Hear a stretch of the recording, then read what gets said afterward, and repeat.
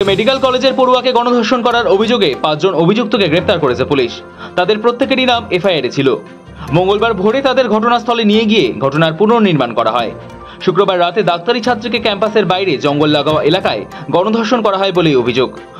ওই সময় অভিযুক্তরা যে পোশাক পরেছিলেন সেগুলি মঙ্গলবার বাজেয়াপ্ত করেছে পুলিশ। পোশাকগুলিকে ফরেনসিক পরীক্ষার জন্য পাঠিয়ে সত্য অনুসন্ধানের চেষ্টায় তদন্তকারীরা। অন্যদিকে মঙ্গলবারই দুর্গাপুর মহকুমা আদালতের ম্যাজিস্ট্রেটের কাছে গোপন জবানবন্দি দেন নির্যাতিতা তরুণী। ঘটনার পুনর্নির্মাণ।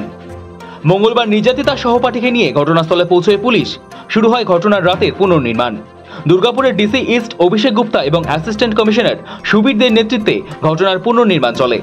অভিযোগ, ছাত্রীর ওপর যৌন লালসা চরিতার্থ করার পর অভিযুক্ত ধর্ষকরা নির্যাতিতার ফোন থেকেই সহপাঠীকে ঘটনাস্থলে কল করে ডেকে পাঠায়।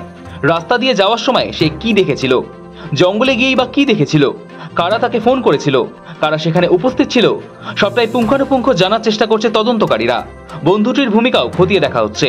নির্যাতিতার দেওয়া ঘটনার রাতের বয়ানের সঙ্গেও মিলিয়ে দেখা হচ্ছে সহপাঠীর বয়ান। ঘটনার পুনর্নির্মাণ প্রক্রিয়াটি সম্পূর্ণরূপে ভিডিওগ্রাফি করা হয়। পোশাক উদ্ধার।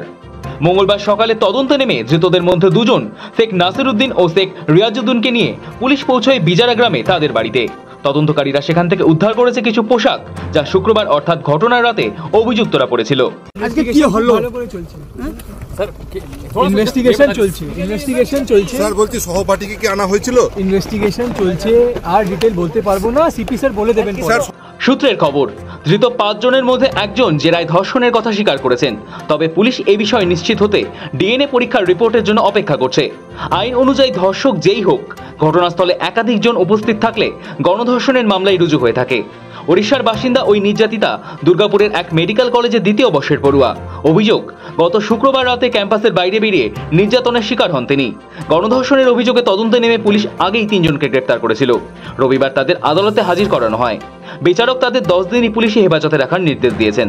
তারপরে রবিবার রাতে এবং সোমবার বেলার দিকে আরও 2 জনকে গ্রেফতার করে পুলিশ। এছাড়া নির্যাতিতার এক সহপাঠীকেও আটক করেছে পুলিশ। পুলিশ সূত্রে খবর, ওই সহপাঠী তদন্তে সহযোগিতা করছেন।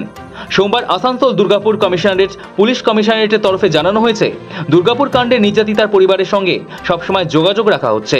তারা চাইলে তাদের নিরাপত্তার ব্যবস্থাও করা হবে।